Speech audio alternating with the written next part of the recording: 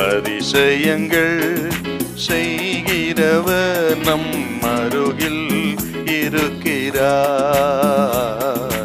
அற்புதங்கள் செய்கிறவர் என்றும் நமக்குள் வசிக்கிறார். யோவான் 20:27-28. பின்பு அவர் தோமாவை நோக்கி, நீ உன் விரலை இங்கே நீட்டி என் கைகளை பார், உன் கையை நீட்டி என் விலாவிலே போடு, அவிசுவாசியாய் இராமல் விசுவாசியாய் இரு என்றார். ஆண்டவராகிய இயேசு கிறிஸ்து மரித்து அடக்கம் பண்ணப்பட்டு 3ஆம் நாள் உயிரோடு எழுந்தார். உயிர்த்தெழுந்த ஆண்டவர் அன்றைக்கு மாலை சீசர்கள் தங்கியிருந்த வீட்டுக்குள்ளே பிரவேசித்து, உங்களுக்கு சமாதானம் என்று சொல்லி அந்த உயிர்த்தெழுந்த தெய்வத்தின் தரிசனத்தை அவர்களுக்கு கொடுத்தார். இவர்கள் நினைத்திருந்தார்கள், இயேசு மரித்து விட்டார், இனி அவரை பார்க்க முடியாது. பார்த்ததாக சொன்ன ஸ்திரீகளின் செய்திகளையும் நம்பவில்லை. அப்படிப்பட்ட ஒரு நேரத்தில் அந்த ஞாயிற்றுக்கிழமை உயிர்த்தெழுந்த தினத்தன்று மாலையிலே ஆண்டவர் இயேசு தோன்றி தமது சிஷ்யர்களை பலப்படுத்தி, உங்களுக்கு சமாதானம் என்று சொன்னார்.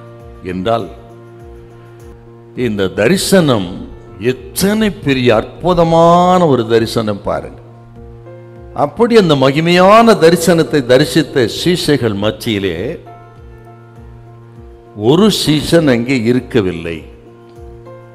அந்த சீசன் யார் என்றால் தோமா. அப்படி இல்லாதனால அவன் அப்படியே கர்த்தர் விட்டுள்ள. இந்த தோமாவுக்காகவே அடுத்த வாரம் அதை போலவே மீண்டும் தரிசனமானார். என்றால் இந்த தோமாவை எவ்வளவாய் நேசித்து அவன் சந்தேக சுபாவத்திலிருந்து விசுவாசத்தை கொண்டு வருவதற்கு ஆண்டவர் எடுத்த முயற்சி ஆச்சரியமானது. நமது தெய்வம் தமது தேவ பிள்ளையிடத்திலே பலகீனத்தை கண்டு உதவ மாட்டான் என்று மிதித்து தள்ளிவிடுகிற தெய்வம் அல்ல.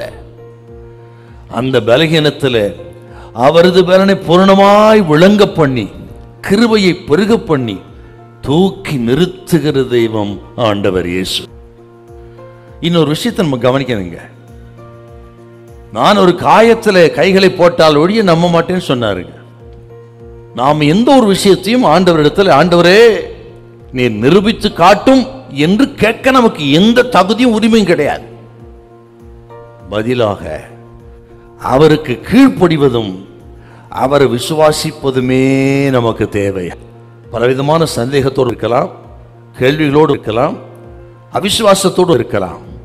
நிரூபிக்கணும்னு விரும்பாம சொல்றதுக்கு கீழ்ப்படிந்து விசுவாசிங்கள். கிருபைநாதர் நம்ம கிருபையை பெருக பண்ணுவார். ஹல்லேலூயா, ஹல்லேலூயா.